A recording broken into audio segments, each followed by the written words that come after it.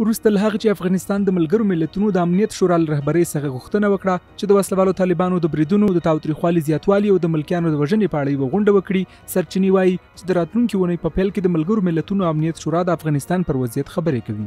یو شمېر ډیپلوماټیکو سرچینو ویلي چې ښایي دا غونډه د راتلونکي شنبې یا یکشنبې په ورځ وشي. د ملګرو ملتونو امنیت شورا تازه په یو اعلامیه کې له ښکېلو لورو وغوښتل چې شخړې کمې کړي. د امنیت شورا په اعلامیه کې پر اوربند هم ټینګار شوی. د افغانستان د بهرنیو چارو وزارت وایي محمد حنیف اتمر د خپل هندي سیال جیشنکر څخه غوښتنه وکړه چې د افغانستان په اړه د ملګرو ملتونو د امنیت شورا غونډه دایره کړي.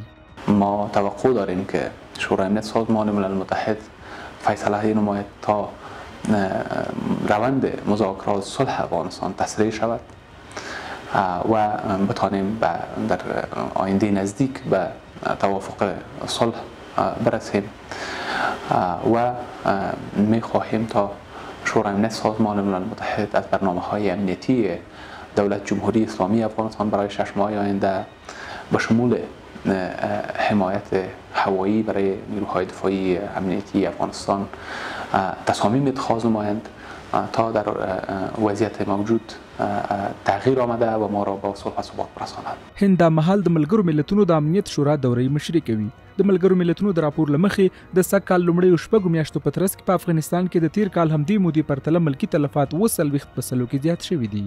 د چارو شمېر کارپوهان د افغانستان د حالاتو په اړه د ملګرو ملتونو د امنیت شورا د غونډې جوړېدل ډیر مهم ګڼي او وایي افغان دولت باید د طالب وسلوالو د وحشتونو په اړه اسناد وړاندې کړي. دوی وایي طالبان د ټولو جنگي او نړیوالو اصولو خلاف اعمال ترسره کوي چې باید پر وړاندې یې درېدنه وشي.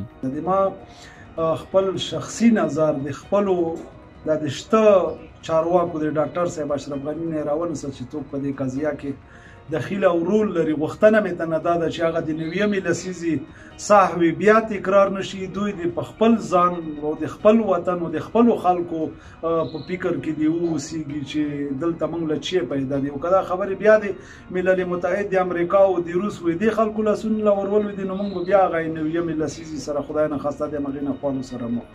په ټولنیزو رسنیو کې هم ګڼ شمېر افغانانو د افغانستان د ستونزې په اړه د ملګرو ملتونو د امنیت شورا د غونډې جوړېدل مهم ګڼلي او لیکلي دي چې د طالبانو پر وړاندې باید پرېکنده اقدامات وشي.